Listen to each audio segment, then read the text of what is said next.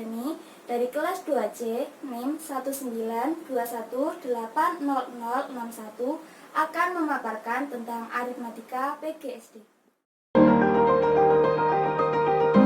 Kita akan membahas tentang sejarah bilangan. Dan yang pertama adalah sistem bilangan maya, di mana memiliki basis 20. Misalnya saja kita akan melambangkan angka 20, maka kita lambangkan dengan satu titik dan satu angka 0 atau lambang 0, di mana satu titik ini bernilai 1 dikali 20 sama dengan 20. Mengapa ada 0? Karena sebagai pembeda antara satuan dan puluhan. Sistem bilangan Babilonia. Pada contoh, ada dua segitiga besar yang bernilai 2 dikali 60 sama dengan 120. Dan ada 3 seperti lambang lebih besar yang bernilai 3 dikali 10 sama dengan 30. Dan ada 3 segitiga kecil yang bernilai 3 dikali 1 sama dengan 3. Kemudian kita jumlahkan. Hasilnya yaitu 153. Sistem bilangan Romawi, di mana bilangan Romawi ini sering kita jumpai di kehidupan sehari-hari. Untuk peraturan penulisan angka Romawi yaitu yang pertama, maksimal huruf yang berderet sama hanya 3. Contohnya pada angka 8. Yang kedua, 1 atau 2 huruf yang diletakkan setelah huruf yang bernilai lebih besar, maka nilainya dijumlahkan. Contohnya pada angka 6. Ketiga, 1 huruf yang diletakkan sebelum huruf bernilai besar, maka dikurangkan. Contohnya pada angka 4. Yang keempat, untuk pengurangan hanya boleh 1 kali dengan 1 angka. Yang kelima, untuk pengurangan, angka yang bisa mengurangi adalah 1, 10, dan 100. Sistem bilangan Hindu-Arab, di mana sistem bilangan ini sering kita gunakan pada saat ini, menggunakan 10 lambang atau angka mulai dari 0 sampai 9.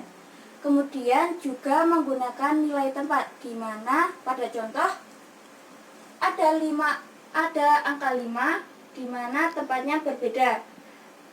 Pada angka terakhir disebut dengan satuan, kemudian ada puluhan, ratusan, dan seterusnya.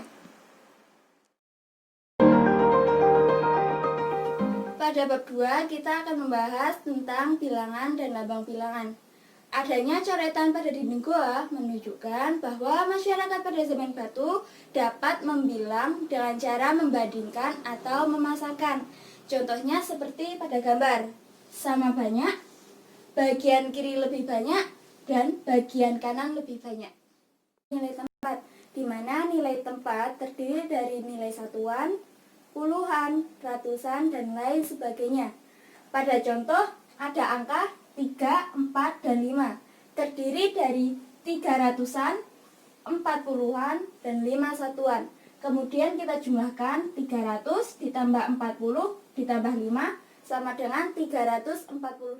Basis. Pada contoh, kita akan mengubah basis 375 basis 10 menjadi basis 5 dengan cara 375 dibagi 5 sama dengan 75, sisanya 0. 75 dibagi 5 sama dengan 15 dengan sisa 0. Kemudian 15 dibagi 5 sama dengan 3, sisanya 0. Jadi 375 basis 10 sama dengan 3000 basis 5. Bilangan kardinal dan bilangan ordinal. Bilangan kardinal menyatakan banyaknya anggota, contohnya 1 meja, 2 pensil, dan lain sebagainya. Kemudian bilangan ordinal untuk menyatakan urutan, misalnya ke-1, ke-2, ke-3, dan lain sebagainya. Bab 3 kita akan membahas tentang bilangan cacah. Bilangan cacah yaitu bilangan untuk menyatakan cacah anggota mulai dari 0, 1, 2, 3, dan seterusnya. Yaitu bilangan yang apabila dibagi dengan 2 menghasilkan bilangan bulat tanpa ada sisa. Contohnya 8 dibagi 2 sama dengan 4, atau kelipatan 2, yaitu 2, 4, 6, 8, dan seterusnya.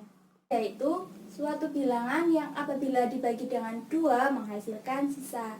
Atau bisa kita gunakan bilangan genap ditambah 1. Contohnya 2 ditambah 1 sama dengan 3. Konsep habis dibagi. Contohnya 3 dikali 4 sama dengan 12, maka 12 dibagi 3 sama dengan 4. Maka kita dapat menyatakan yang pertama 3 membagi 12. Kedua 12 habis dibagi 3. Ketiga 12 kelipatan dari 3. Dan keempat 3 faktor dari 12. Selanjutnya yaitu bilangan prima. Bilangan prima merupakan bilangan di mana ia hanya bisa dibagi dengan 1 dan bilangan itu sendiri. Contohnya 2, 3, 5, 7, dan lain sebagainya. Cara untuk mencari bilangan prima yaitu pertama, coret kelipatan 2 yang lebih besar daripada 2. Kedua, coret kelipatan 3 yang lebih besar daripada 3. Ketiga, yaitu coret kelipatan 5 yang lebih besar daripada 5. Dan yang keempat, coret kelipatan 7 yang lebih besar daripada 7. Pada bab 4, kita akan membahas operasi hitung bilangan bulat. Yang pertama yaitu penjumlahan, di mana operasi hitung penjumlahan memiliki sifat-sifat penjumlahan. Yang pertama yaitu sifat tertutup, di mana bilangan bulat yang ditambahkan maka hasilnya juga bilangan bulat.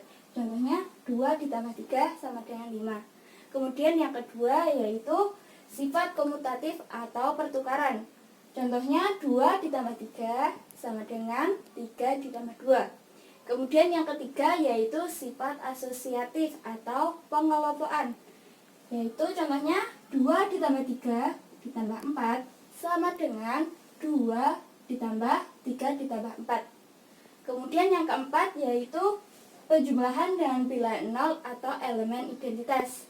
Contohnya 3 ditambah 0 sama dengan 3. Yang kedua yaitu perkalian. Perkalian juga memiliki sifat-sifat.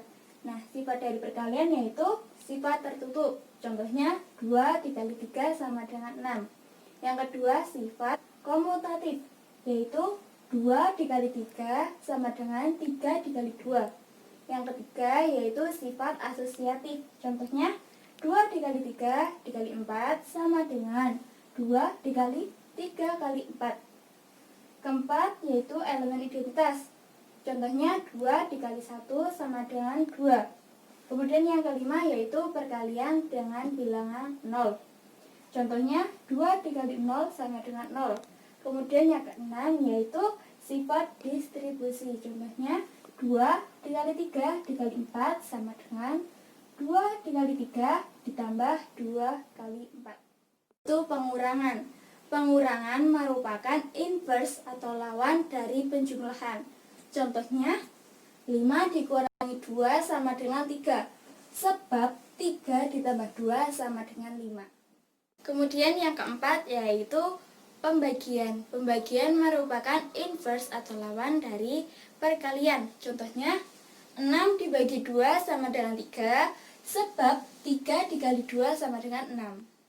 Yaitu urutan bilangan cacah, di mana urutan bilangan dapat kita cari menggunakan lebih dari atau kurang dari. Contohnya 8,6, maka dapat kita tulis 8 lebih dari 6.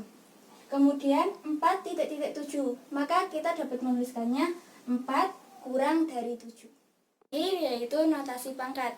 Pada notasi pangkat A pangkat N, A disebut dengan bilangan pokok, N disebut dengan pangkat, dan A pangkat N disebut bilangan berpangkat. Contohnya yaitu 3 pangkat 2 sama dengan 3 dikali 3 sama dengan 9.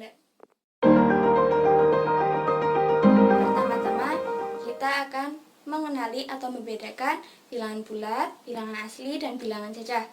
Nah, pada contoh bilangan bulat terdapat bilangan negatif dan bilangan positif. Sementara bilangan asli dimulai dari 1 dan bilangan cacah dimulai dari 0. Itu sifat-sifat bilangan bulat, di mana pada kali ini yaitu pada penjumlahan dan perkalian. Yang pertama yaitu sifat tertutup. Contohnya P ditambah Q adalah bilangan bulat yang tunggal.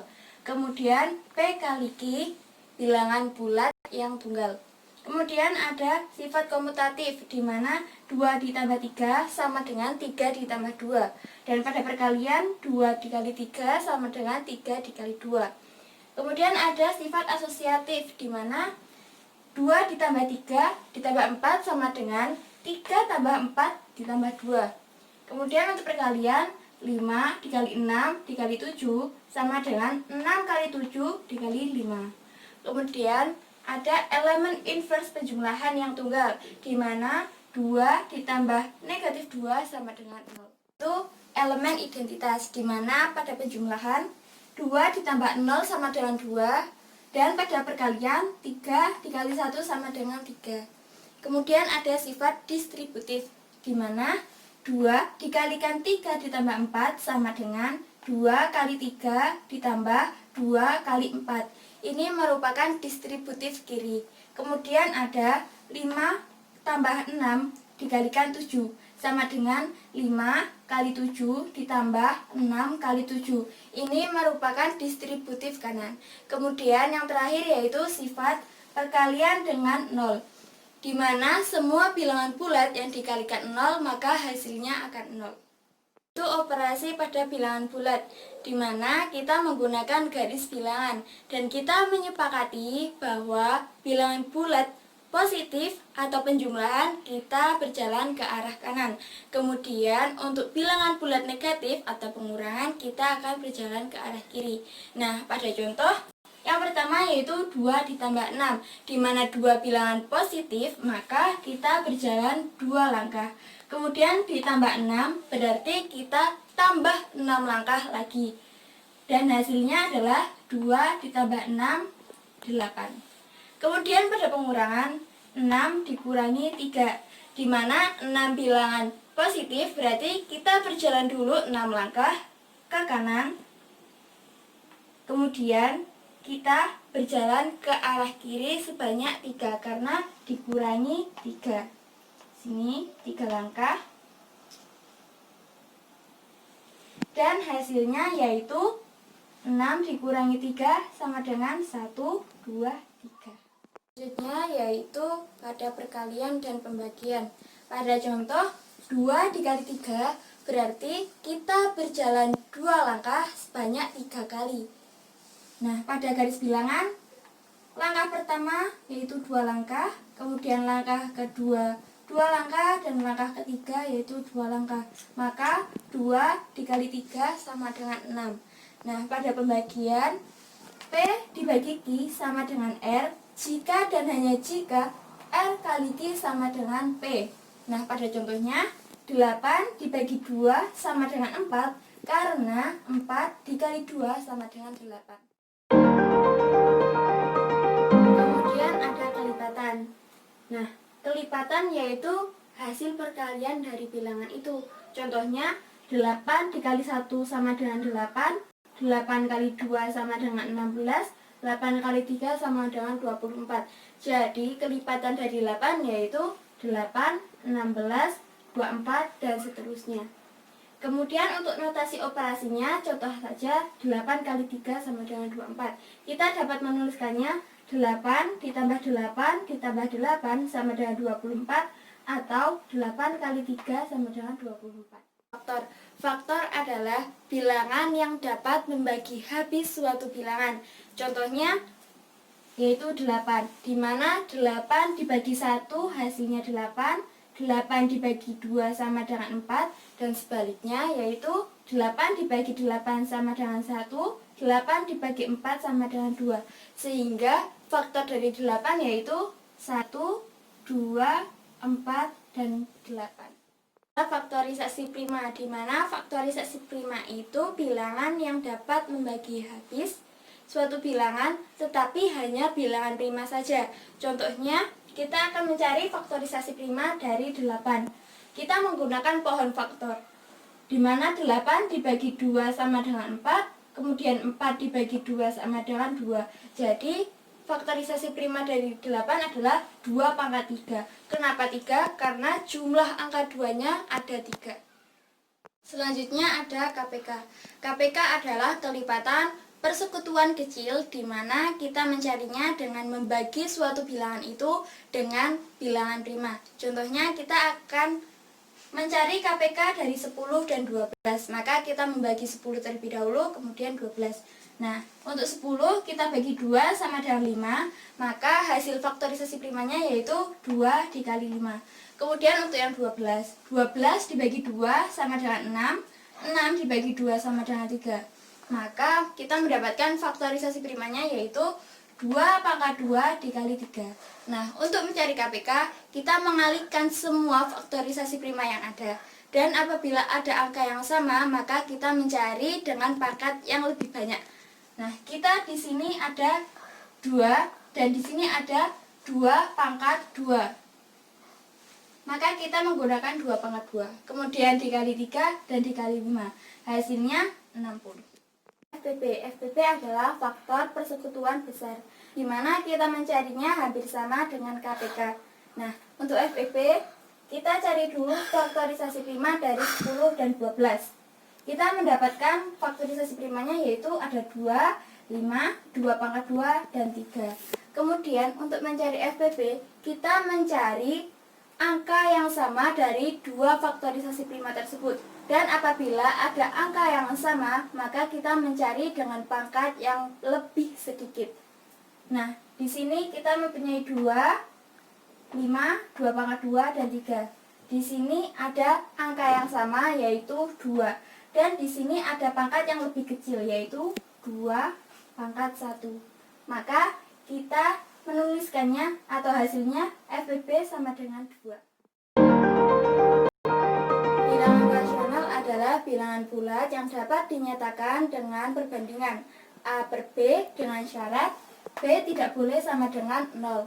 Dan apabila ditulis dengan bentuk desimal, maka akan menghasilkan angka yang berulang dengan teratur.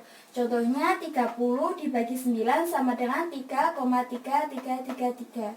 Sementara untuk bilangan irasional merupakan bukan bilangan bulat ataupun pecahan dan tidak bisa dinyatakan dengan A per B dengan syarat B sama dengan 0. Dan apabila ditulis dengan bentuk desimal, maka tidak menghasilkan angka-angka yang berulang dan teratur. Contohnya 2 dibagi 1,2 sama dengan 1,414285. Pada bilangan rasional. Pada bilangan rasional ini, pada penjumlahan dan pengurangan menggunakan cara yang sama.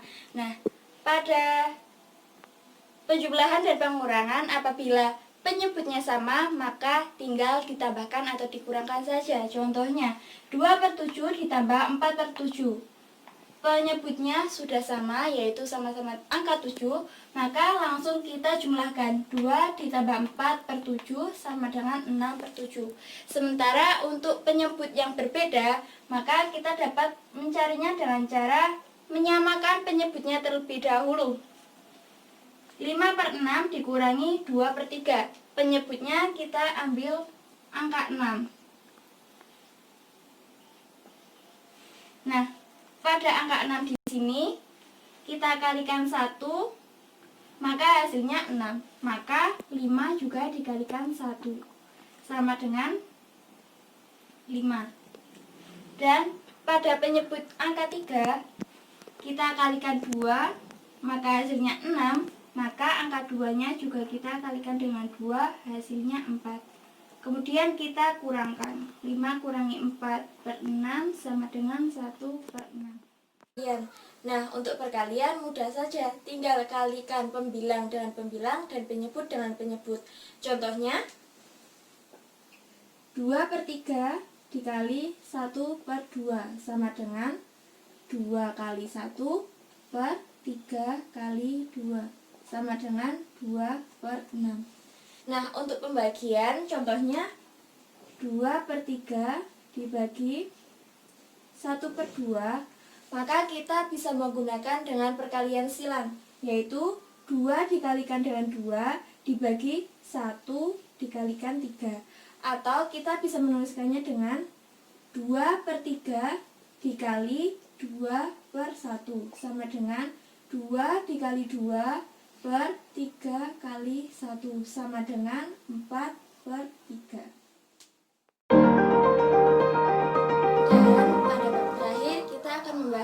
tentang aritmatika sosial. Dan yang pertama kita akan membahas tentang mata uang. Mata uang merupakan alat tukar yang standar di dunia perdagangan. Nah, mata uang juga memiliki jenis dan nilai berbeda di setiap negaranya.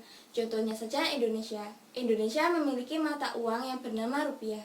Dan nilai rupiah yang berlaku di Indonesia saat ini berupa 100 rupiah, 200 rupiah, 500 rupiah, 1000 rupiah, dan lain sebagainya.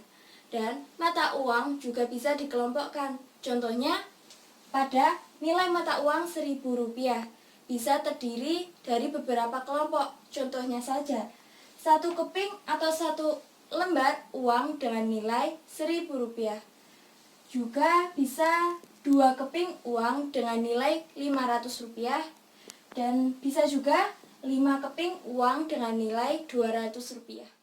Yaitu kita membahas tentang uang dan perdagangan. Dalam dunia perdagangan kita tak bisa lepas dari keuntungan dan kerugian. Keuntungan dan kerugian berkaitan dengan modal sebagai dasar perhitungan. Nah, untuk keuntungan kita dapat mencarinya dengan harga jual lebih tinggi daripada harga beli. Contohnya saja kita membeli sebuah celengan dengan harga Rp10.000 dan kita menjualnya dengan harga Rp15.000. Maka keuntungan bisa kita hitung dengan cara harga jual dikurangi harga beli. Harga jualnya yaitu Rp15.000 dikurangi harga belinya yaitu Rp10.000. Maka keuntungannya yaitu Rp5.000. Sementara kerugian bisa kita peroleh dengan harga beli lebih besar daripada harga jualnya. Contohnya saja, kita membeli sebuah celengan dengan harga Rp10.000, namun kita menjualnya dengan harga Rp8.000. Maka kerugian bisa kita hitung dengan cara harga beli dikurangi harga jual. Harga belinya yaitu Rp10.000 dan harga jualnya yaitu Rp8.000. Maka kerugiannya yaitu Rp2.000. Pinjaman dan tabungan. Dalam pinjaman dan tabungan terdapat beberapa rumus, yaitu MA sama dengan M ditambahkan M kali P, atau MA sama dengan M dikalikan 1 ditambah P, dengan MA yaitu modal akhir, M modal awal, dan P suku bunga. Kemudian ada juga M sama dengan P per N dikali 100 per P, dengan M besarnya modal, P besarnya bunga, dan P suku bunga. Misalnya, seseorang meminjam uang sebesar 15 juta rupiah dengan suku bunga setiap bulan 2%. Berapakah besarnya bunga pinjaman yang harus dibayar? Maka kita bisa mencarinya dengan rumus M sama dengan P per N dikali 100 per P, dengan syarat N adalah kurun waktu. Dan kita akan mencari B per N, maka rumusnya yaitu M dibagi 100 per P. Kita bisa mengubahnya lagi dengan M kali P per 100, dengan M 15 juta dan P per 100 yaitu 2 per 100. Maka hasilnya adalah Rp300.000. Nah, bunga pinjaman yang harus dibayar yaitu Rp300.000. Saran aritmatika bagi SD terdapat kesalahan, saya mohon maaf, saya akhiri. Wassalamualaikum warahmatullahi wabarakatuh. Jangan lupa like, comment, and share. Terima kasih.